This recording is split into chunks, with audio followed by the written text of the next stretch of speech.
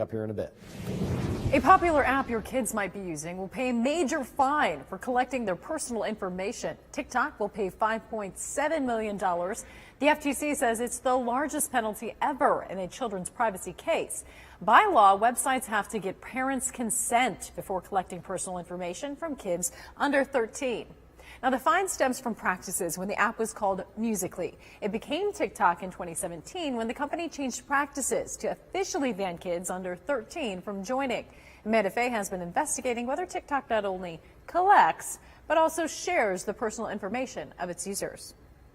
It all stemmed from this post. You've probably seen it on social media. A mother urging parents to rid their kids' phones of the app, claiming her daughter received a call from a stranger knowing her personal information after she used TikTok.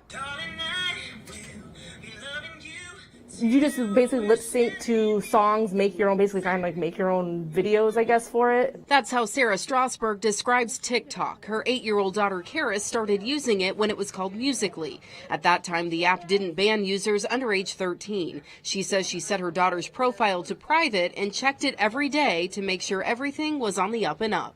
She would start getting these random phone numbers, text messages. The text messages were general, hey, hi, what's up? She knows never to respond to those. Sarah says she saw this post on social media warning parents to delete the app, so she did.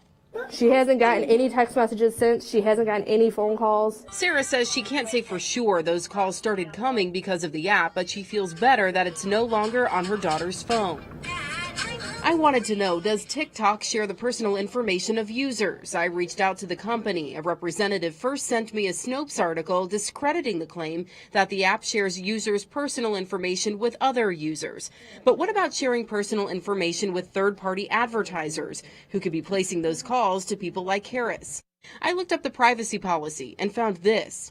We also share your information with our business partners, advertisers, analytics, and search engine providers. If somebody has an account... In speaking with that same TikTok representative over the phone, I was told while it was in the privacy policy, the app doesn't share your personal information, and that it was only used to confirm users are who they say they are. There's no free lunch. Nothing's free. Assistant Professor of Computer Science at Bowling Green State University, Robert Green, says there are certain things to keep in mind when you download a free app. Most of the companies make money through advertising, right? So the common line in the industry is you're the product. If it's a free app, they're selling you. They're collecting as much data as they can from you, and the more you give them access to, the more money they make, so the happier they are. Green says you shouldn't let your guard down, especially if your kids are the ones using the app. He suggests immediately changing the security settings when you download a new app. There's tons of privacy settings you can change in the background to not share information, to not give access to cameras or phones or photos or contacts. So make sure those are locked down. And then also go into the account settings for whatever app or provider that is and do the same thing. Make everything as private as possible. Sarah says she'll make sure not to give out her daughter's number in the future.